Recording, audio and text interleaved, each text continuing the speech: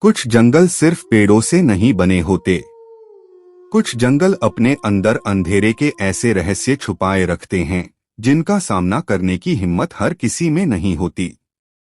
मुझे भी ऐसा ही एक जंगल एक्सप्लोर करने का मौका मिला था, लेकिन जो कुछ मैंने वहां देखा वो आज भी मेरी सबसे भयानक यादों में से एक है। मेरा नाम विक्रम है। मैं एक ट्रेवल ब्लॉगर हूं। अजीब और रहस्यमयी जगहों को एक्सप्लोर करना मेरा जुनून है।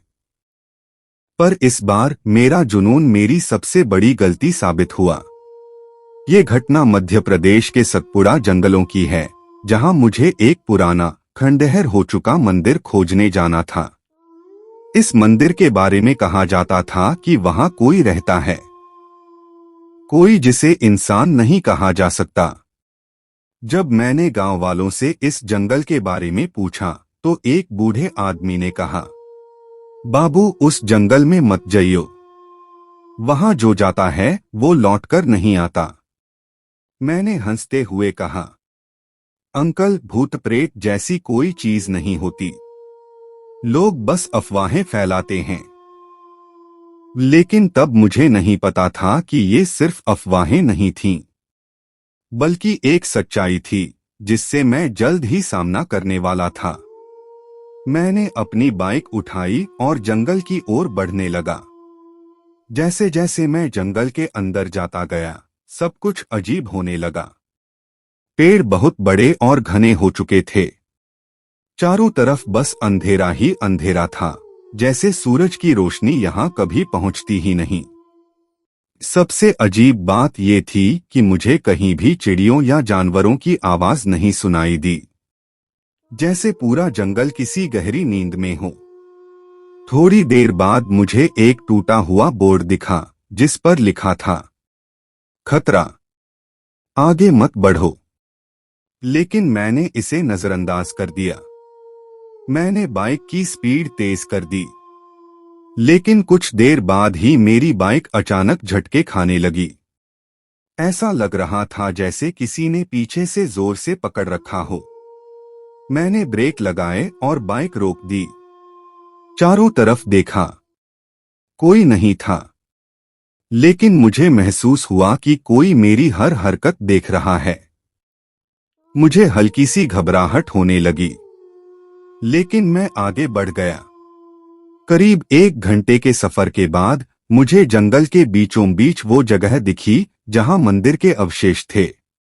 मंदिर अब बस टूटी फूटी दीवारों का एक ढांचा था, लेकिन इसकी दहलीज पर अजीब से लाल निशान बने हुए थे, जैसे वहां किसी की बलि दी गई हो। जैसे ही मैंने मंदिर में कदम रखा, एक अजीब सी ठंडी हवा मेरे शरीर से टकराई। ऐसा लग रहा था जैसे यहाँ की हवा भी मर चुकी हो।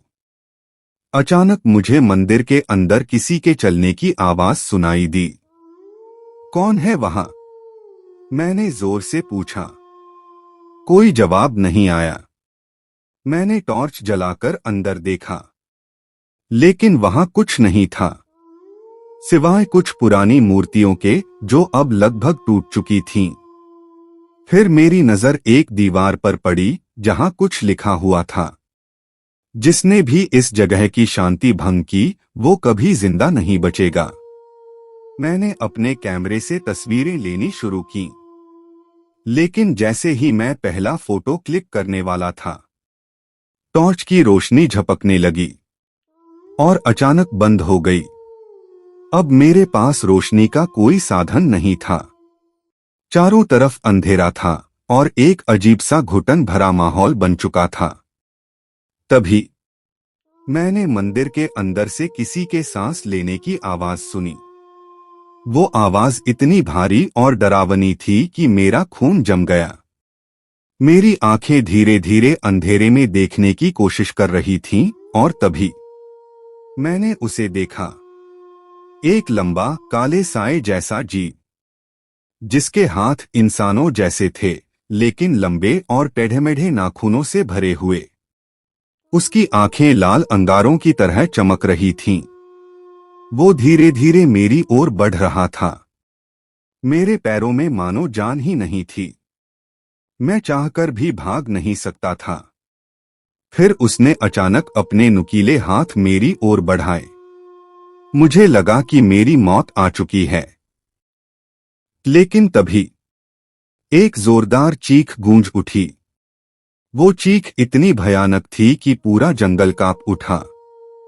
और जैसे ही मैंने आंखें खोली, वो शैतान वहां नहीं था। मैंने बिना कुछ सोचे अपना कैमरा उठाया और जितनी तेजी से भाग सकता था भागने लगा। मैंने बाइक स्टार्ट करने की कोशिश की, लेकिन इंजन बार बार बंद हो रहा था। फिर अचानक मेरे हेलमेट के शीशे पर खून के धब्बे उभर आए, जैसे किसी ने अपने हाथ से उसे पोंछा हो। मैं पूरी ताकत लगाकर बाइक स्टार्ट करने लगा और आखिरकार इंजन चल पड़ा। जैसे ही मैंने बाइक आगे बढ़ाई, मैंने पीछे मुड़कर देखा। मंदिर के दरवाजे पर वो शैतान खड़ा था और उसकी लाल आंखें अब भी मुझे घूर रही थीं। फिर उसने धीरे धीरे अपना हाथ उठाया और अगले ही पल मैं अंधेरे से बाहर निकल आया। जब मैं गांव पहुंचा तो मैंने वहां के बुजुर्गों को सब कुछ बताया।